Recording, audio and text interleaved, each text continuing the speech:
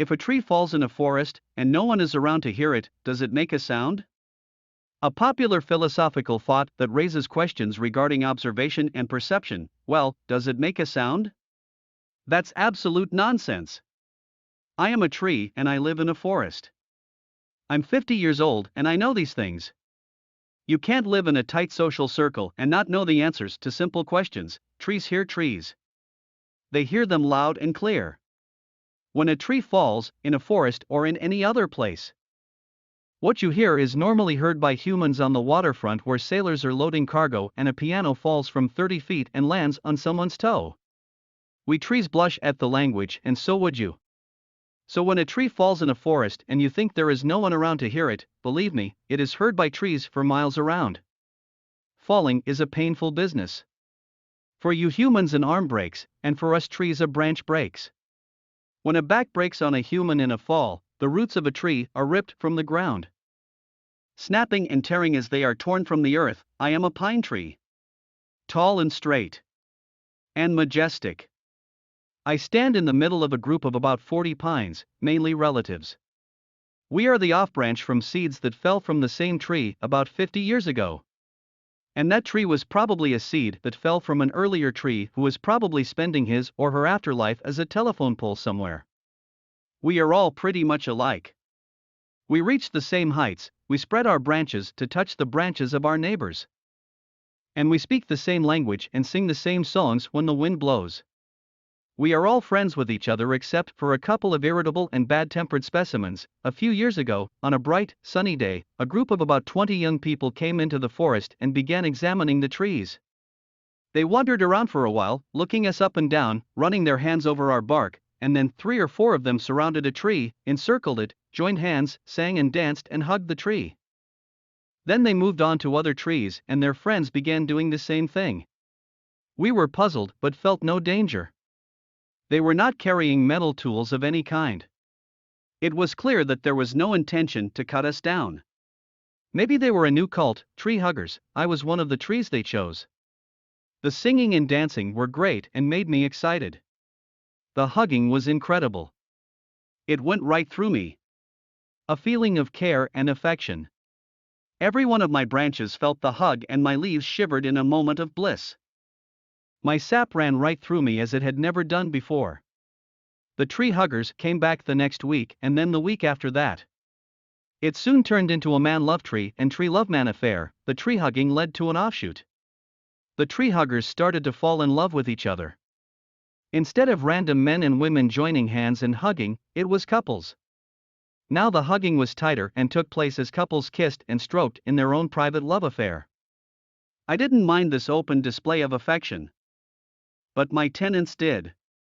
Tenants? Sure, I've got tenants. What self-respecting tree hasn't got whole communities living in their branches and leaves? Soon enough the huggers' actions became more serious. Here they were, in a forest, all of them in the same group, no outsiders and no spectators. It was so easy to lie down on the forest ferns and grass and continue their hugging and other activities. From there it led to dancing, drunkenness and drugs, ancient orgy style. We trees were aghast. Word spread from tree to tree and soon the entire forest was up in arms, and then the tenants arrived. I was confronted by birds like owls, songbirds and parrots, by flying squirrels and possums. A string of insects and snakes arrived to see me. We're raising our young here.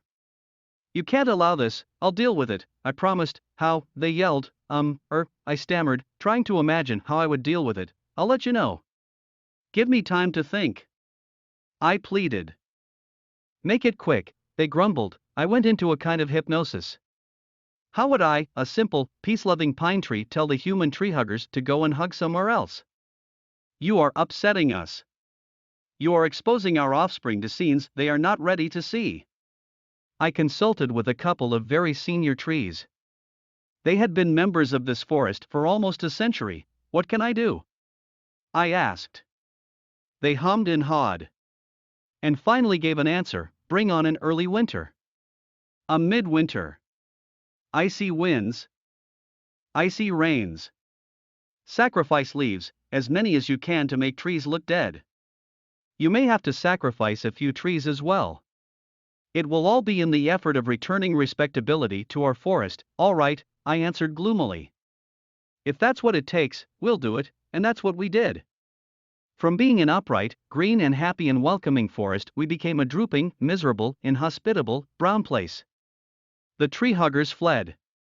Nếu một cái cây rơi trong một khu rừng, và không ai ở xung quanh để nghe thấy nó, liệu nó có phát ra âm thanh không? Một tư tưởng triết học phổ biến đặt ra những câu hỏi liên quan đến quan sát và nhận thức. Chà, nó có phát ra âm thanh không? Đó là điều hoàn toàn vô nghĩa. Tôi là một cái cây và tôi sống trong một khu rừng. Tôi 50 tuổi và tôi biết những điều này. Bạn không thể sống trong một vòng kết nối xã hội chặt chẽ và không biết câu trả lời cho những câu hỏi đơn giản. Cây, họ nghe thấy chúng to và rõ ràng. Khi một cái cây đổ trong rừng hay bất kỳ nơi nào khác, những gì bạn nghe thấy thường được nghe bởi con người trên bờ sông, nơi các thủy thủ đang xếp hàng hóa và một cây đàn piano rơi từ độ cao 30 mét và đáp xuống ngón chân của ai đó. Chúng tôi đỏ mặt trước ngôn ngữ và bạn cũng vậy. Vì vậy, khi một cái cây rơi trong rừng và bạn nghĩ rằng không có ai xung quanh để nghe thấy nó, hãy tin tôi, nó được nghe bởi những cây cối xung quanh hàng dặm. Sa ngã là một công việc kinh doanh đau đớn. Đối với bạn con người một cánh tay bị gãy, và đối với chúng tôi cây cối gãy cành. Khi con người bị ngã gãy lưng, rễ của cây bị xé toạc khỏi mặt đất gãy và xé toạc như bị xé ra khỏi đất. Tôi là cây thông, cao và thẳng, và hùng vĩ. Tôi đứng giữa một nhóm khoảng 40 cây thông. Chủ yếu là họ hàng. Chúng ta là những nhánh rẽ từ những hạt rơi ra từ cùng một cây cách đây khoảng 50 năm. Và cái cây đó có lẽ là một hạt giống rơi ra từ một cái cây trước đó, người có lẽ đang dành kiếp sau của mình để làm cột điện thoại ở đâu đó. Tất cả chúng ta đều khá giống nhau. Chúng tôi đạt đến cùng độ cao, chúng tôi xòe cành để chạm vào cành cây của những người hàng xóm của chúng tôi. Và chúng tôi nói cùng một ngôn ngữ và hát những bài hát giống nhau khi gió thổi. Tất cả chúng tôi đều là bạn của nhau ngoại trừ một vài mẫu vật cáu kỉnh và xấu tính. Cách đây vài năm, vào một ngày nắng đẹp, một nhóm thanh niên khoảng 20 người vào rừng và bắt đầu kiểm tra cây. Họ đi loanh quanh một lúc nhìn chúng tôi từ trên xuống dưới, đưa tay vuốt vỏ cây của chúng tôi. Sau đó 3 hoặc 4 người trong số họ vây quanh một cái cây, vây lấy nó, chắp tay ca hát, nhảy múa và ôm lấy cây. Sau đó, họ chuyển sang những cây khác và bạn bè của họ cũng bắt đầu làm điều tương tự. Chúng tôi rất bối rối nhưng không cảm thấy nguy hiểm. Họ không mang theo bất kỳ dụng cụ kim loại nào. Rõ ràng là không hề có ý định chặt chém chúng tôi. Có thể chúng là một giáo phái mới những người ôm cây. Tôi là một trong những cây họ đã chọn. Ca hát và khiêu vũ rất tuyệt và khiến tôi rất phấn khích. Cái ôm thật không thể tin được. Nó đã đi qua tôi. Một cảm giác được chăm sóc và tình cảm. Mỗi cành cây của tôi đều cảm nhận được cái ôm của tôi và chiếc lá của tôi rùng mình trong một khoảnh khắc hạnh phúc. Nhựa cây của tôi chạy ngay qua tôi như nó chưa từng xảy ra trước đây. Những người ôm cây đã quay trở lại vào tuần sau và tuần sau đó. Nó nhanh chóng biến thành một mối tình giữa người cây và tình người cây. Việc ôm cây dẫn đến một nhánh cây. Những người ôm cây bắt đầu yêu nhau. Thay vì những người đàn ông và phụ nữ ngẫu nhiên nắm tay và ôm nhau, đó là các cặp đôi. Giờ đây, cái ôm chặt hơn và diễn ra khi các cặp đôi hôn nhau và vuốt ve trong cuộc tình riêng tư của họ. Tôi không ngại thể hiện tình cảm cởi mở này, nhưng những người thuê nhà của tôi thì có. Người thuê nhà, chắc chắn tôi đã có người thuê. Cây tự trọng nào lại không có cả cộng đồng sống trong cành và lá của chúng. Chẳng bao lâu sau, hành động của những người ôm hôn trở nên nghiêm trọng hơn. Họ ở đây, trong một khu rừng, tất cả đều ở cùng một nhóm, không có người ngoài và không có khán giả. Thật dễ dàng để nằm dài trên cỏ và dương xỉ rừng và tiếp tục ôm và các hoạt động khác. Từ đó dẫn đến khiêu vũ, say xỉn và ma túy theo phong cách thác loạn cổ xưa. Chúng tôi cây cối kinh hoàng, tin đồn lan truyền từ cây này sang cây khác và chẳng bao lâu cả khu rừng đứng trong vòng tay.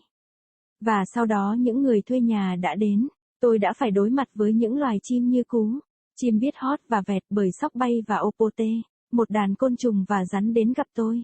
Chúng tôi đang nuôi dạy trẻ ở đây. Bạn không thể cho phép điều này. Tôi sẽ giải quyết nó, tôi hứa. Làm sao, họ hét lên. Tôi lắp bắp cố gắng tưởng tượng mình sẽ giải quyết nó như thế nào. Tôi sẽ cho bạn biết, hãy cho tôi thời gian để suy nghĩ. Tôi đã năn nỉ, làm nhanh đi, họ càu nhàu, tôi đã đi vào một kiểu thôi miên. Làm thế nào tôi, một cây thông yêu chuộng hòa bình, giản dị lại bảo những người ôm cây đi và ôm ở một nơi khác. Bạn đang làm phiền chúng tôi. Bạn đang cho con cháu của chúng ta xem những cảnh mà chúng chưa sẵn sàng để xem. Tôi đã tham khảo ý kiến của một vài cây rất cao cấp. Họ đã là thành viên của khu rừng này trong gần một thế kỷ. Tôi có thể làm gì? Tôi hỏi, họ ậm ừ cho qua chuyện, và cuối cùng đã đưa ra một câu trả lời, mang vào một sớm mùa đông, một giữa mùa đông, những cơn gió băng giá, những cơn mưa băng giá, hy sinh lá càng nhiều càng tốt để làm cho cây trông chết.